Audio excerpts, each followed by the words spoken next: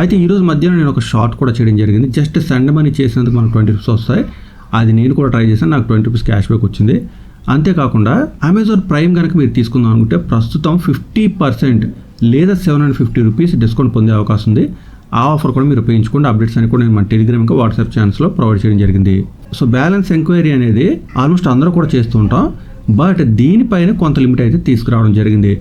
ఇది ఎఫెక్ట్ అయితే చూపిస్తుంది, బట్ 90% యూజర్స్కి అయితే దీనివల్ల ఇబ్బంది ఉంటుందని నేను అనుకోవడం లేదు. సో మీరేమనుకుంటున్నారు కామెంట్ చేయడం మాత్రం మర్చిపోవద్దు.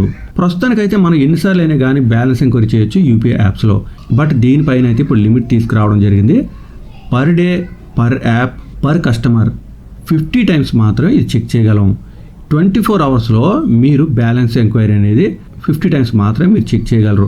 బట్ మీరు మల్టిపుల్ యాప్స్ యూజ్ చేస్తున్నట్టయితే, మల్టిపుల్ యాప్స్లో కూడా మీ అకౌంట్స్ లింక్ అయినట్టయితే ప్రతిసారి కూడా అంటే ప్రతి యాప్లో కూడా మీరు 50 టైమ్స్ చొప్పున బ్యాలెన్స్ అయితే చెక్ చేసుకోవచ్చు.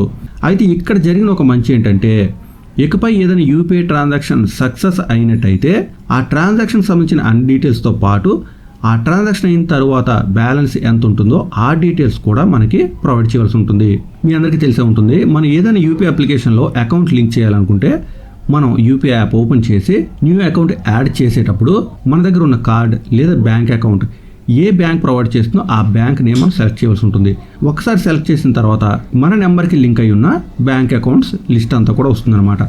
సో ఇది ఇప్పుడు కూడా మనం చెక్ చేసుకోవచ్చు, ఇబ్బంది ఏం లేదు. బట్ దీనిపై కూడా లిమిట్ రావడం జరిగింది. ఇకపై మనం per customer, per day, per app 25 times మాత్రమే ఇది చెక్ చేసుకోగలం.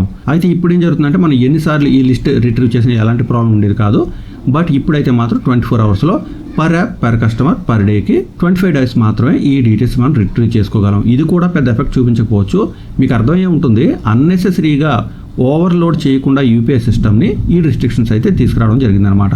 చాలా సందర్భాలు ఈ లిస్ట్ అనేది రిట్రీవ్ చేసేటప్పుడు అంటే బ్యాంక్ అకౌంట్స్కి సంబంధించిన లిస్ట్ వచ్చేటప్పుడు ఎర్రర్ వస్తుంది.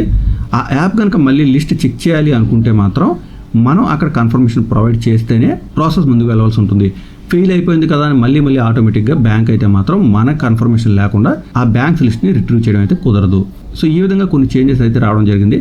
మరికొన్ని అప్డేట్స్ కూడా ఉన్నాయి, బట్ దానివల్ల మేజర్ చేంజెస్ లేదా డైరెక్ట్ ఇంపాక్ట్ అయితే మనమే పడకపోవచ్చు. ఇది బ్యాంక్స్ లేదా పేమెంట్ యాప్స్కి సంబంధించిన సర్క్యులర్ కాబట్టి ఇవి తెలుసుకుంటే సరిపోతుంది అనుకుంటున్నాను. బట్ ఎనీవే మీకు ఫుల్ లిస్ట్ కావాలనుకుంటే మాత్రం నాకు మెసేజ్ లేదా కామెంట్ చేస్తే నేను పంపించడం జరుగుతుంది.